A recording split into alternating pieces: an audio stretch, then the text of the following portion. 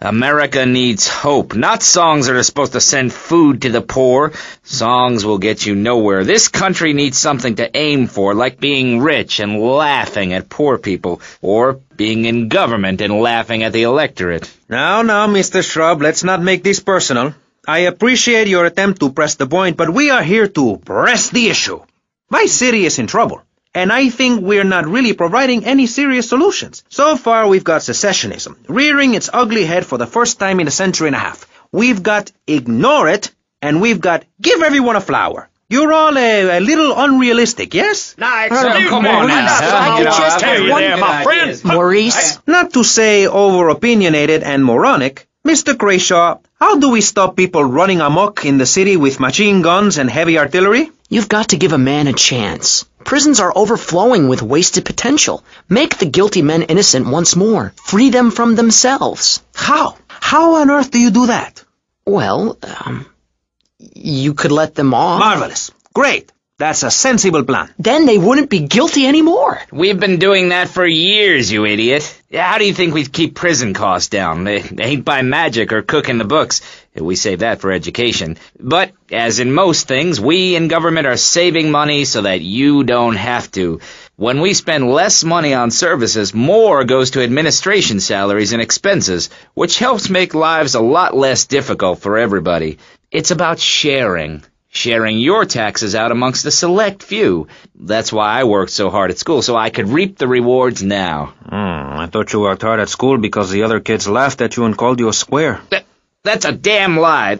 They called me wet fart. They called me the Bat because my voice didn't break until I was 19. So, Mr. Shrub, I take it you don't believe in regulation. I believe in giving people a chance, not tying them down with lots of needless regulations. The fact is, business is run by moral people who won't do anything illegal or try to get rich quickly. But since you got elected, Vice City has been characterized by a government who cut aid to the poor, offered tax breaks to the rich, and paid people to dump toxic waste near schools. Yes, we've made a lot of progress.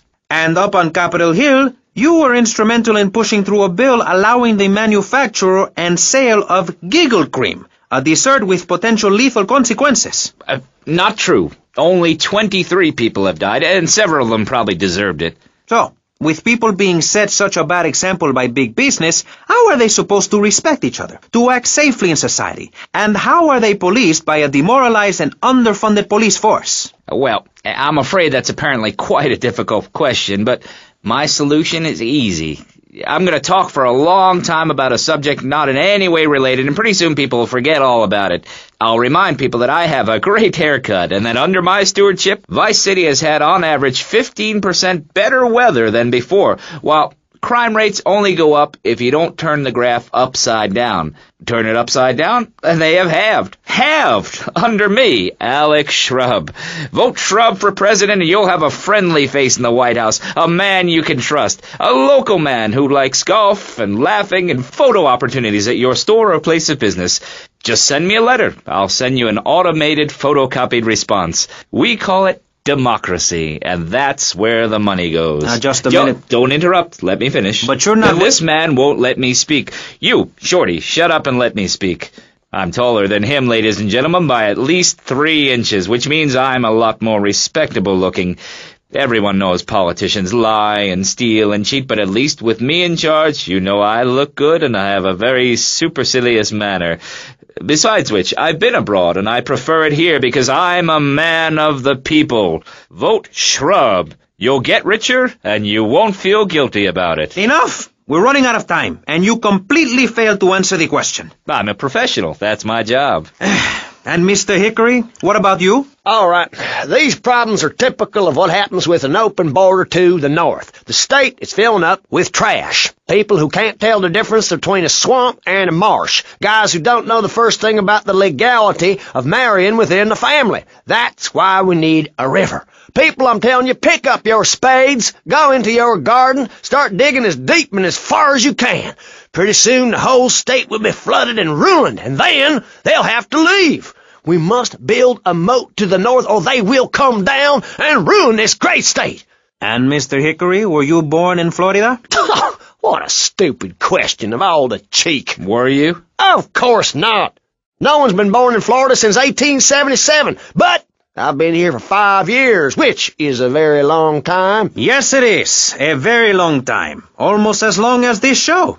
Ladies and gentlemen, you're listening to Pressing Issues with me, Maurice Chavez, presiding over some of the least informed debate on the radio. In this episode of Pressing the Issue, we had Alex Shrub, Callum Crayshaw, and John Florida Hickory discussing safety. I guess you've all got to make up your own minds.